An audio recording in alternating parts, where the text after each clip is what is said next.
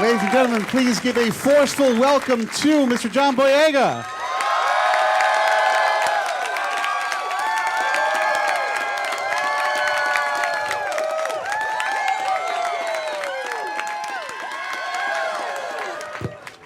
Hello. Wait, let me just upload this to Snapchat. Right. Loving these guys. They are great. There we go. I noticed there's one kid over here dressed like Kylo Ren. Oh, man. Boo. I'm so scared right now.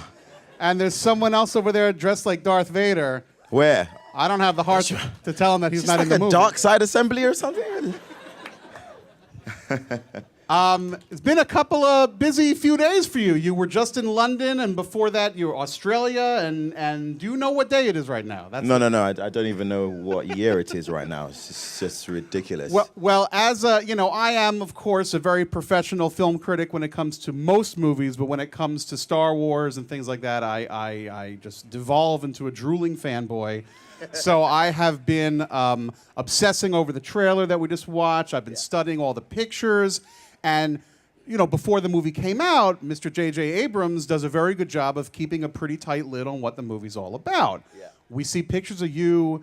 You're a stormtrooper, but you're holding a lightsaber. You seem like a bad guy. You seem like a good guy. Is he the new Luke? Is he the new Han? But I've seen the movie, and Finn is Finn. Damn right. Damn right. So let's forget about trying to put him in what he was in the old movies. Finn and the other characters, Rey and Poe and all these guys, are their own guys. I want to talk to you a little bit about how you and JJ and the writer Lawrence Kasdan discussed the character from when you first knew you got the job to the first day of shooting. What was that process like, creating the character in your head before you went out there and started running around with laser swords and blasters? It was an interesting process. I mean, I first heard about Star Wars after Disney bought Lucasfilm for £4 or something. And then they announced that JJ was on board for a new Star Wars movie. See, as an actor, you tend to think, okay, where's the opportunity going to come from? And finally, Femi, my agent, called me and just told me that we have an audition for you. It's for the new Star Wars movie. And the breakdown was boy 1, charming, funny, hero. Girl 1, strong, independent, hero. And I'm like, come on, guys, you need to be more than this.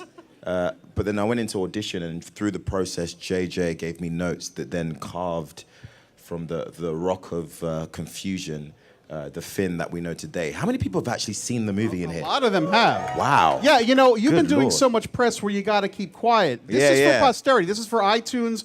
We can talk about everything here. Oh, so guys, the scene when... there must be some people that haven't There are watched some people that haven't seen, but they've been warned that we're not going to give everything away, but we may talk a little more than you've been talking in the past. Yeah, I mean, the exit door's open, right? Yeah, we're not forcing them to stay here. All right, then. We are no Let's Captain go. Phasma. We're not Let's go. keeping you here against your will. Cool. So the part now. What's interesting? This is a New York crowd. This is a hip crowd. Yeah. They've all seen you in the marvelous motion picture Attack the Block, right? Wow. Moses in Attack the Block. At first, you're not so sure if he's a good guy, and at the end, you would take bullets for this man. You love him more than anything. I mean, Hollywood thinks they seem to call me for the anti-hero all the time. The anti-hero who then becomes, And I think there are some similarities between the two characters. Is that something that you were cognizant of while you were making this film? Not at all. I mean, Star Wars is just a whole different thing. It's a whole different thought process. For me, Moses was quite stoic and silent in most of the scenes and was very serious.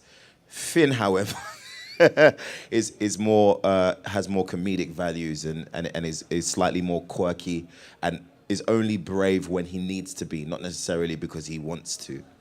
Yeah, well, there is a lot of humor in the film, and most of the funny scenes are with you because you're pretending to be somebody you're not. Right. You're in very extreme circumstances. Yep. And I just want to talk a little bit about the characters that you play opposite. So the first guy that you meet in the movie, and I absolutely love it, is Oscar Isaac's Poe Dameron, the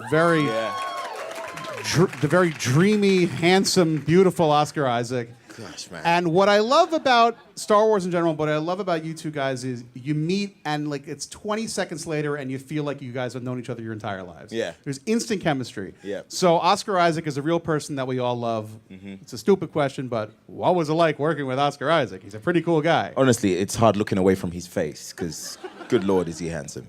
But apart from that, I mean, Oscar's a cool guy, very laid back, very funny and charming, and we had a natural relationship when we met during the casting process. So doing those scenes, even though Finn and Poe meet each other, and then the next second they're in danger, there was time to feel like these guys have been brothers for years. And that's the feeling that I definitely wanted to portray. Well, in the movie Ex Machina, we see him dance. And in, of course, Inside Llewyn Davis, we see him sing. Yeah. Did you see him sing and dance off camera at all? And he's always shaking his waist. I don't get it. He's got those, he's got them hips. So, if I had those hips, I'd shake them around too. Now, you talk about the casting process. People are familiar with you go out for a part, you audition, you read some lines, you go home by the phone, they call you, you got the part. Yeah. Didn't work like that for this. This was a pretty lengthy struggle to get this role. How long did it take, soup to nuts? 7 months. 7 months? Yeah, I aged during the process. I got kids, grandkids. It's crazy. 7 months is you can practically have a baby in 7 months. Yeah, literally. But it was a long process, and I understand now after making the movie. I understand why it was so long. I mean, if I bought a company for $4 billion, I'll make sure those kids audition for 3 years, mate. I'm trying to make that money back. But Did you get to know and eventually it's there's 1,000, then there's 500, then there's 7 or 8. Did you get to know the other guys who were in for Finn? I mean, was there? No. I didn't want to get to know that were auditioning. Yeah, I mean, you might see them in the room. That's not my problem. No. It's not like you're in the doctor's waiting room next, and then you come in. That would be so. That's mean. But thank you to Disney for keeping us separate during the tests. However, I put approximately 3 friends on tape for Finn, and I was behind the camera reading as Ray to them. Oh wow! Yeah, just to help them out, and during this process, you help your friends. But after my 3rd friend was going up for the part, I'm just here like. Where's my opportunity? Where's my spot? But it ended up working out anyway. It worked out pretty well. Yeah. Well, you mentioned Ray, so this is the next character you meet Yeah. in the story. This is, of course, Daisy Ridley's character, Ray, the mysterious Ray. There are still... What's great about this movie is that when it's done, you can go on the internet and still ask questions about who some of these people are. Yeah. Daisy, like yourself, is from Great Britain, rural Britannia, a very young person like yourself. Whereas you had lots of film experience before her, she really had done very little work that we'd seen. This is kind of her first big deal. Sure. As the 2 young guys who are British on this major film, was there an instant bonding on that level alone? I mean, Yeah, definitely. I mean, it's so funny coming onto a project like this. People would expect it to feel Hollywood, and to me, I don't really mess with that Hollywood stuff. Just the feeling of it is just because I'm a Londoner. So coming onto a project that is a big Hollywood film, it didn't feel like it because of Daisy, because she's so fresh and new and would always ask questions if she didn't know anything. So there was a very raw humility to her, and it was great for me to experience that. Yeah, and she's just remarkable in the movie. It's going to be really interesting to watch all of your characters change over the 3 films, but I think hers, I'm still curious about what's going to happen with her. Yeah. The next very important character you meet, some might say the heart of the movie itself, BB-8. Ah, BB-8. Love BB-8. Now, Poe Dameron kneels down, squats in front of the beach ball a lot, and still looks cool. I don't know how he does it. But I don't know how he does it either, because when I do it, it's just like...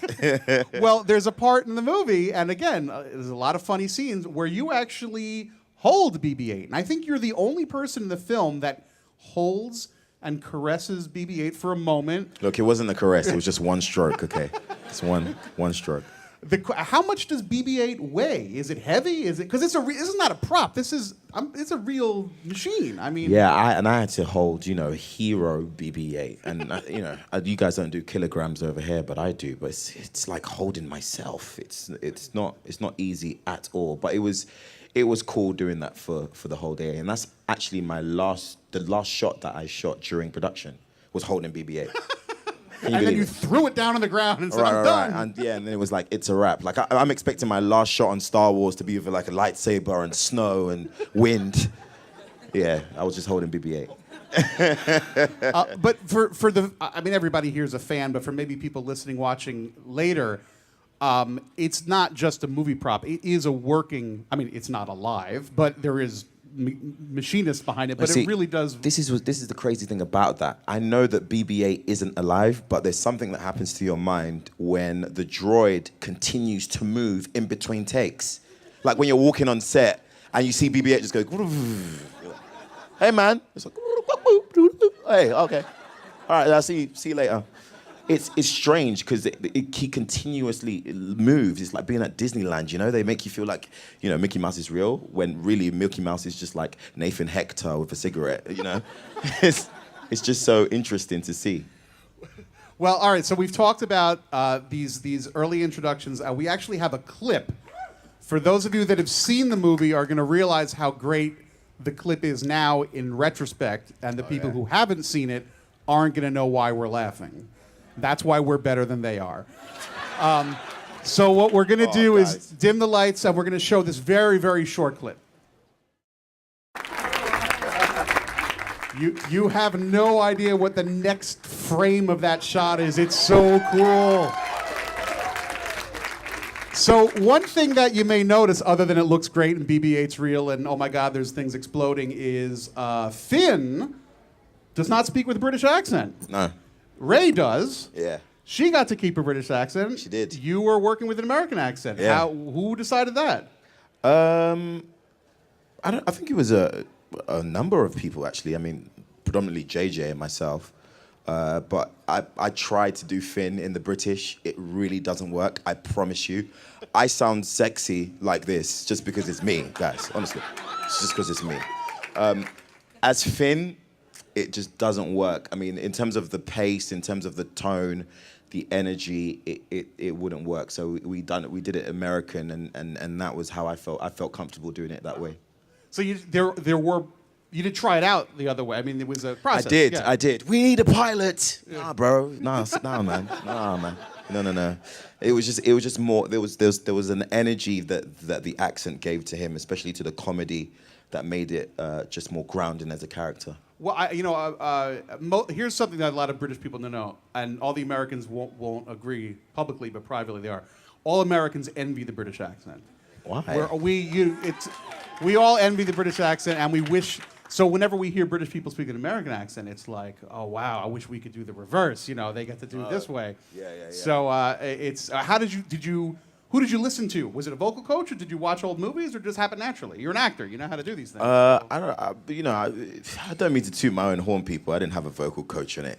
But I've been a big fan of my favorite movies are American. So growing up, when you go to school and you talk to your friends about your favorite line, it will be in an American accent. So I have friends who are not actors at all, who can speak in an American accent perfectly. Wow. Just because it's always something that you've listened to growing up, and your favorite films are American, your favorite, movie heroes are American. So it just felt like a creatively a natural, good choice. That's really interesting. So continuing then with the story, you then meet two other very important characters. Yes. One of whom, who should we save the best for last? Well, let's go to my personal favorite next. Yeah. He's not a human.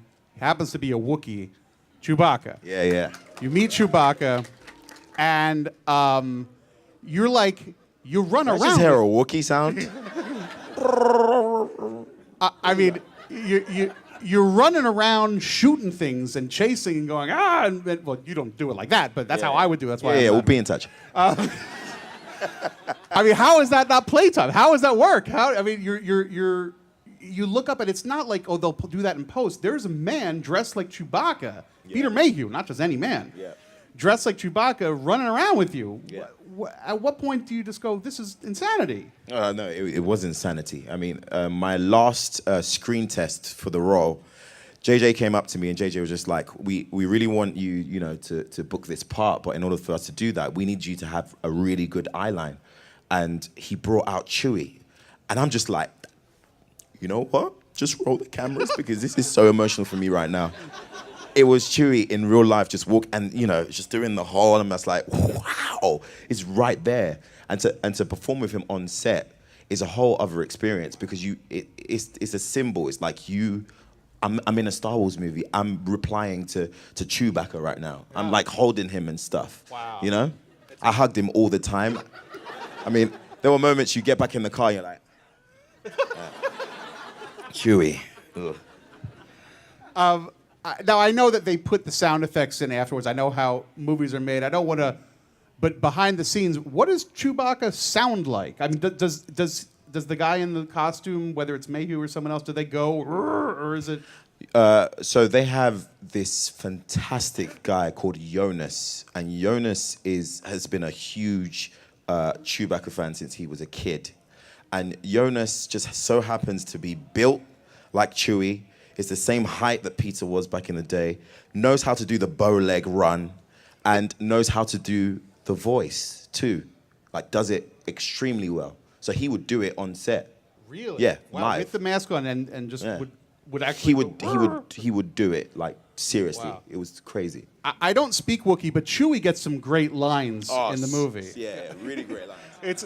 And he's feeling himself these days, isn't he? Like he thinks he knows. That's what I'm talking about. Chewie's just like, I've been there, done that, whatever. Well, with Chewbacca comes, of course, someone else, and we know who we're talking about, Han Solo. Harrison Ford, a legend in films and iconic. I mean, it's like Han Solo is up there. Like Charlie Chaplin's The Tramp, and somewhere on that shelf is Han Solo. I mean, it's up there. Yeah. So you and Daisy and Chewbacca are in many scenes in this film running around shooting blasters with Han Solo and Chewie. Yeah. Did he, you know, he's an elder statesman. You're, you know, a young man. Daisy, even more of a novice. Did he kind of give you a little bit, you know, some advice on how to do this type of movie, or? No. No, literally, no. Harrison's, well, first of all, I have to say this. Harrison's my best friend. Honestly, he is. He won't exactly say it like that, but he is. And it's pretty cool having an actor like Harrison who has been there and done that. To see him relive the excitement of coming back is just ridiculous. Like, Harrison was as passionate and was as enthusiastic as if this was his first movie. And so for me, it was really enjoyable working with someone who was still buzzing to just go on set and shoot. Wow. You know, it sounds like you're joking best friends, but I read that when you were in London a few days ago, this was probably something you wanted to keep private, but got out in the news anyhow. You took him to, like, your where you grew up, the neighborhood you grew up, and your favorite restaurant as a kid. Yeah. Can you talk a little bit about that experience, or? Yeah, I mean, it was while we were filming, we were on the Falcon, as you do, and I was like by the chess set, just messing around, and he was just like, Boyega, I really want to go to a spot that's, you know, really want to go to a spot that's enjoyable. I'm sick of chicken breast and veg. So, you know a place?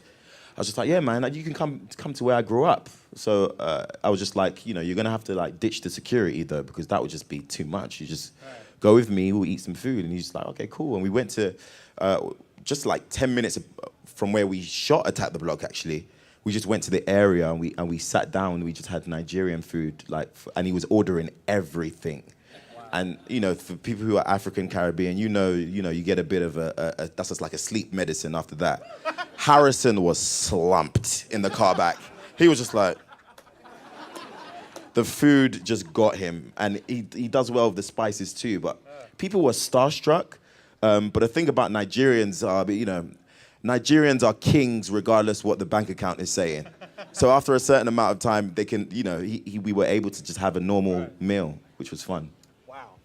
That is a cool story. That is a cool story. Well, let me consult my iPhone for a moment because I did jot down some questions. Honestly. I read on the internet that Daniel Craig was a stormtrooper one day. Yeah. Did you know that? No. I didn't get none of the cool people on my set. Simon Pegg was also. Yeah, Simon Pegg was there. He's your old buddy. But Simon Pegg was there, like, you know that cousin that just never leaves your house? That's what Simon Pegg was like on the Star Wars set. It's like, Simon, you're done filming, you can go, man. He's just like, no, I want to see Han Solo. Yeah. He was there all the time. Captain Phasma, played by Gwendolyn Christie. Yes. Yes. Yeah. Who never takes off her helmet in the movie. Yeah.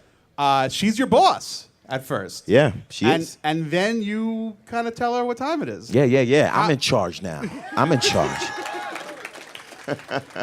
How much? I'm sure you've had crappy jobs over the years. How much fun was it to tell your boss to go take a hike? I've never done that in real life, but what I did convey was the energy of all the stress I got from my previous bosses forced into that one scene. So I did, take the mick a few times. I mean, the shot that you see in the movie was actually one version of like 15 versions that we shot where I was just talking smack to this silver thing. So it's pretty cool working with Gwen. And isn't she like scary in that thing? And fierce. She's really cool. Yeah. I would imagine that, like, in between takes, she would take the helmet off, but still be wearing the. I'm really hoping photos of that. But you know what? I was just like, you know what? That's my girl from Game of Thrones with an upgraded suit. I was just like, yeah, that's hard to come back for season 6. Is Jon Snow dead? You shot the movie in England, as you mentioned. There were some shots I don't think you were involved in Ireland and Iceland. The production went there. Yeah, wasn't involved. But you went, all those scenes on the planet Jakku were in Abu Dhabi. Yeah. Can you tell me a little bit what it's like to fly to a very faraway place and make the biggest movie of the decade? I mean, let's just say, man, the flight is obviously fantastic. You have time to think about what you're about to get yourself into. I mean, I was going through notes and just really thinking to myself, okay, I'm going to do the first take as Finn in the desert of Jakku. I got to really bring it. And so for me, I was just fixed in concentration. But then when I got to set in the desert, JJ was just like, okay, all you have to do is walk for your first day. I was just like, what? Oh, no, where's my monologue? Where's my whole, save the day and that stuff? He was like, no, you're just walking. And I was walking for my first day in the desert, literally just walking. And Daisy was doing dialogue, stunt fights. My day finished at like 12:30. Her day finished at like 6 p.m. I'd come onto Daisy's set and just be there with like a tropical juice, be like, yeah, good work, love. Doing well. Love that stuff, love. Was it really hot out? I mean, it was really hot. And I had to obviously wear the Stormtrooper outfit in that heat, and that was excruciating. I mean, most of the behind-the-scenes shots you will see is just wet towels, ice buckets, and me just like, because it was so hot, but it helped for the scene. And as a Star Wars fan, we all know that Anthony Daniels did 6 movies in a similar type of suit. So I was just like, you know what? I'm not going to complain. I'm just going to do it. Awesome. Well, listen, the time has come. We are now going to ask a few questions from the audience, and these gentlemen with the red. Hi there. So how does it feel to finally be able to speak about Star Wars after all this time? It feels unnatural. Because for years we've been, JJ and Disney didn't have to force us as a cast to agree not to say anything.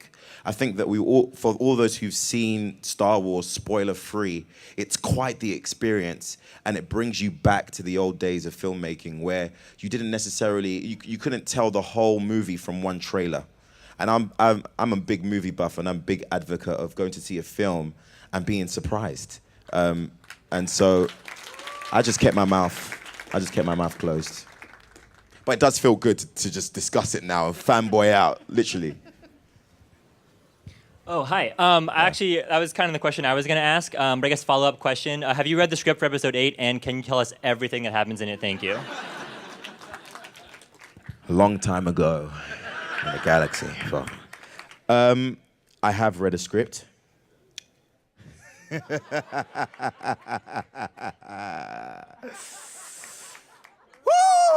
Woo! Yeah, man.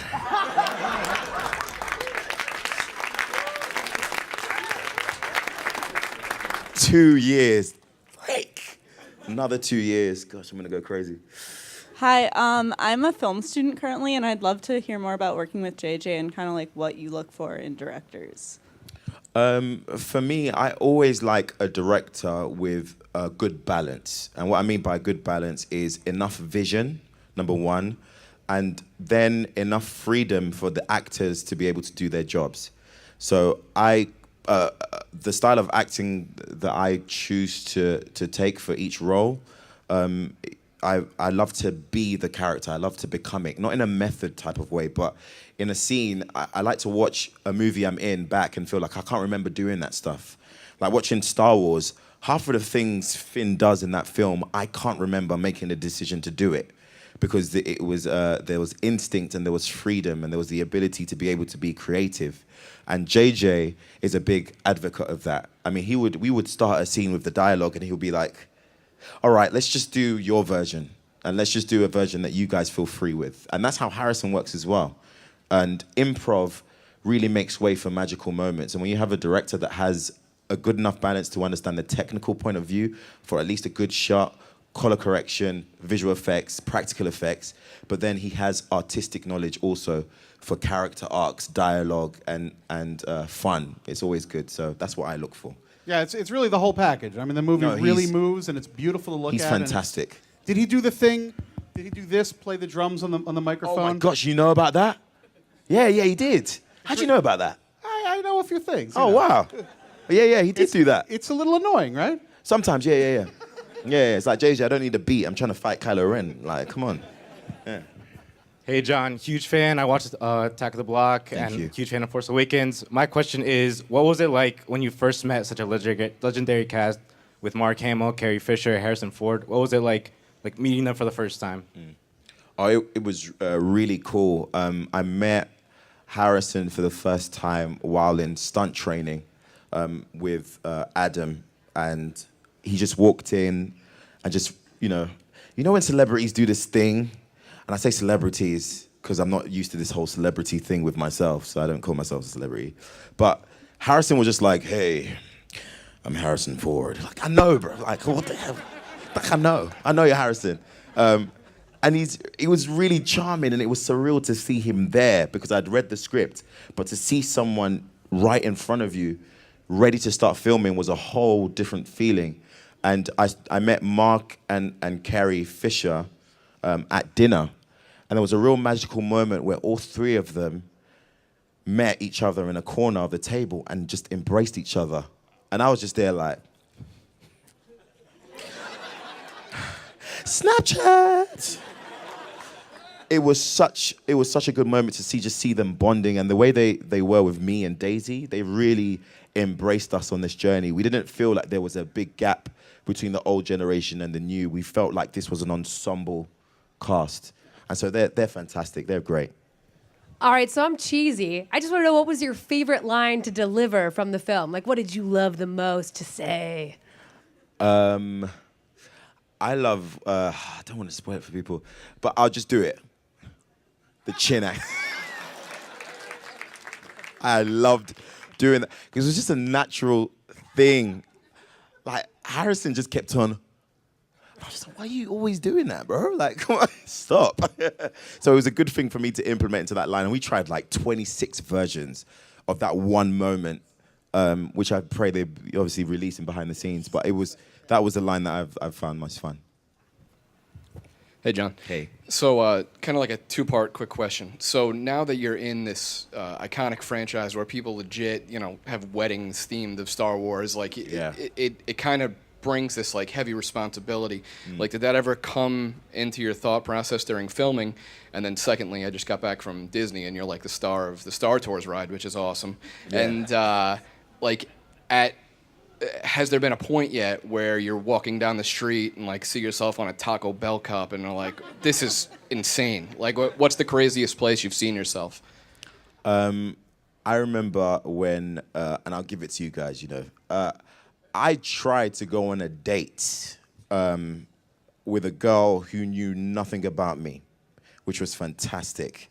You know, you're trying to go fresh like Prince Hakeem, you know?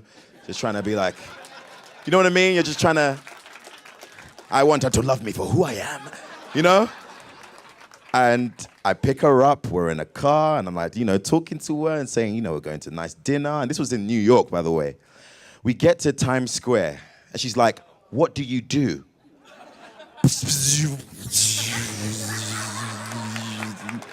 I'm just like, that's ruined the whole situation. And for me, like, that's the craziest experience, is seeing myself just kind of elevated. But not only that, but within the Star Wars realm, it's so crazy to me to see that. I mean, I don't know how actors get over it. I'll probably be here like in 5 years, like, meh. But it is for now, it is quite the experience to see myself like that. I'm frequently talking about what is the best movie of the year. Star Wars is certainly a contender for the top spot. But I know for certain what the best short film of the year is. The best short film of the year is a video of you watching the trailer for the first time. So, come on, that was take 8. That was take 9, right? No. So literally that night I went to a Lakers game, and all these players were just like, yo, man, you're dope in the trailer, man. You should watch it. I'm like, okay, I'm gonna go see the trailer. The trailer must be out. So I left the stadium, went to my agent's house, Phil, and then he played the trailer, and I just went crazy. Like, do you know how it feels to see yourself in a Star Wars movie with a saber? No, we talking don't. To Han? None of us know. Exactly. And that's the point. That's the point. It's a strange feeling. So I couldn't handle it. I had to jump over that sofa. I was like, nah, this is crazy. Crazy. It's terrific. No, it really was an exuberant moment and really fun. And I think at the end of the day, we're all fans of the movie. And it's just really cool to experience that through you, because you're a fan also.